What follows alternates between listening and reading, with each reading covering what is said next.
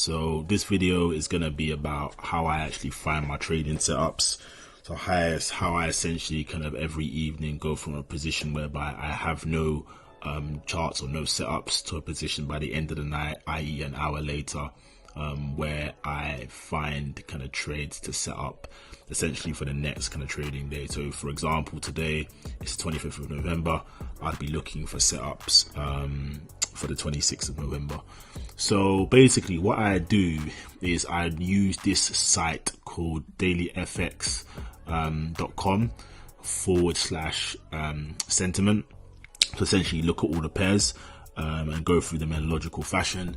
And then I also have a list of like other pairs that I also look at, which I've got written on my notice board, basically in my bedroom. So I also look at GBP AUD, I look at GBP CAD, NZD CAD, Euro AUD, Euro CAD, and Euro NZD. So in total, I probably trade about like anywhere between I think 10 and 15 pairs.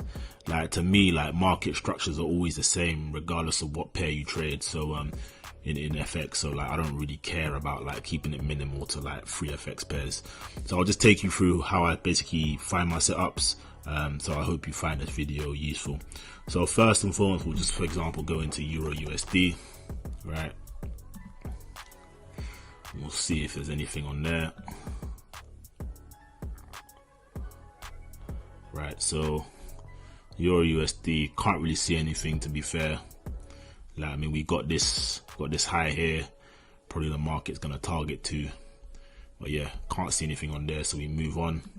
We then go to GBP or USD JPY. Again, can't really see much on here. Like, we may get like a, may get something like this tomorrow, whereby we come and test this area.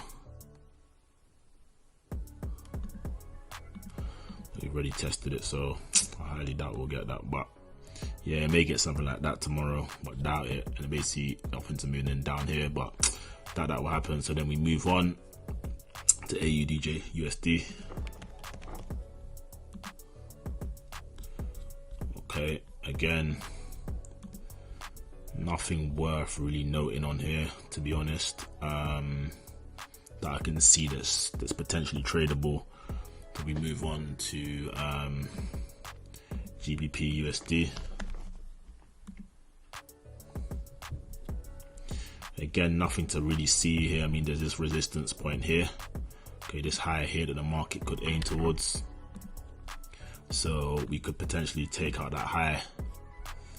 Yeah, potentially take out that high, swing fail it, and then move much lower to take out these stops here. So actually, that's actually a potential opportunity, I think. I reckon. So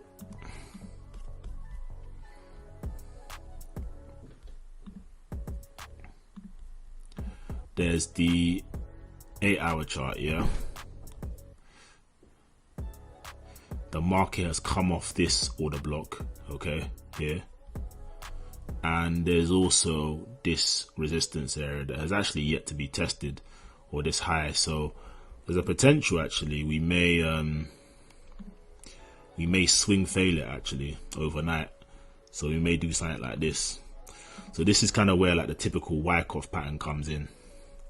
So yeah, may do something like this, close above, and then we basically maybe rally back down here. But yeah, that's an example of like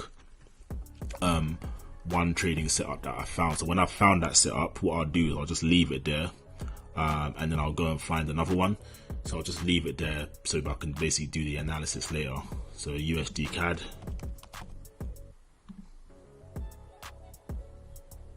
Same thing. On the 8-hour chart, are there any opportunities, magnets for price?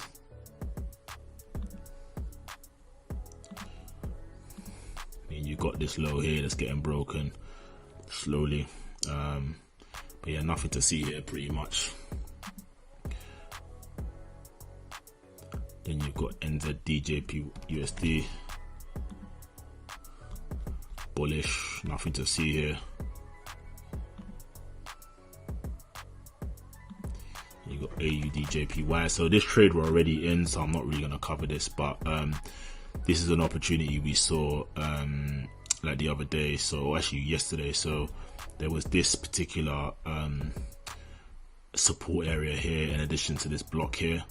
As you can see, the market took out these flat lows, bounced off this order block here, so this red block here, this one here, and is now making a higher high. It's now kind of rallying, so we're probably going to take out these stops, and we'll likely probably go much higher on this pair as well. So I reckon we'll probably see something like this, whereby we'll probably see break of this, retest, and then maybe like a test to take out these highs tomorrow. So yeah, let's see what happens. So yeah, you kind of get the drift. That's essentially how I look at my trade setups. So or how I essentially find my trade setups. Like, once you kind of find them, you kind of do the relevant analysis, and all the analysis of the type of analysis we do is in our how-to videos. So if you're a beginner, or if you're an intermediate, or a more advanced trader, you can actually find how we particularly kind of take positions. So yeah, that's kind of pretty much it. That's how I find my position. So once I've found it, I'll essentially just note it down in my trading journal, or I'll note it down in my phone, just so that I don't lose track of it in the morning tomorrow. Especially when you're trading so many markets, you always kind of need to like keep on top of things. So yeah, that's essentially how I find opportunities. If there's kind of any questions you have to ask, then by all means just put it in the comment section, or feel free to kind of email me. So yeah, happy trading.